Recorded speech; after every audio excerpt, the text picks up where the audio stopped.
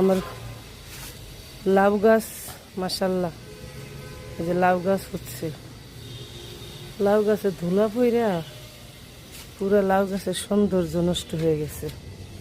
রোদ্রে এরকম লাগতেছে, এই যে একদম সবুজ হয়েছে লাউ গাছ। আজকে আসছি হইলো পুয়ের গোটা ছিড়ব।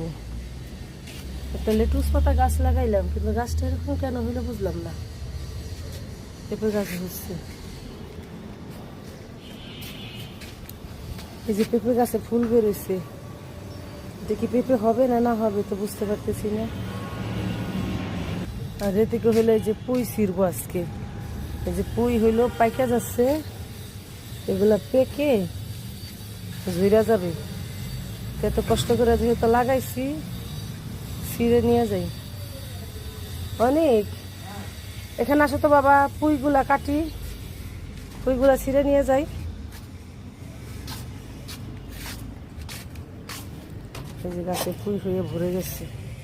এগুলা আমি বাজারে দেখলাম 100 টাকার উপরে কেজি, 120 টাকা।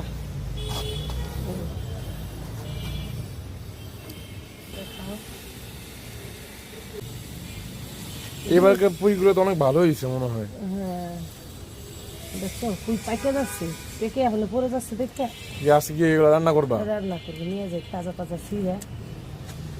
ভালো। এগুলা বাজারে কত টাকা করে কেজি জানো? কত? 100 টাকা। ওরে 100 বাবা, টাকা 120 টাকা। এত কেন? আমি দেখছি 120 টাকা কেজি, এগুলো অনেক দাম। কিন্তু গড়ে হইতেছে এখানে যতগুলো আইব ততগুলোই ভালো, লাভ আম করি। লাভ এই তো, কিন্তু আমরা তো লাগাইলে হয় না বেশি একটা, এটা আর একটু হওয়ার উচিত ছিল না। হুম।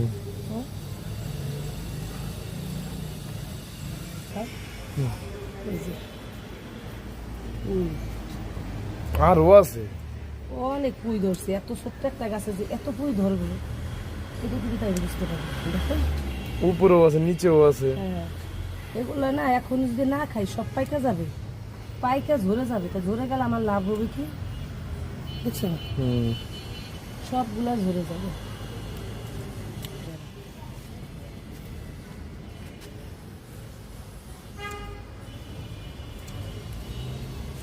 দেখি।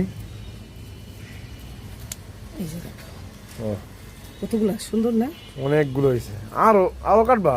আরো কটা নেই, ও, এগুলো তো আবার 2 দিন পরে আবার পাইকা যাবে।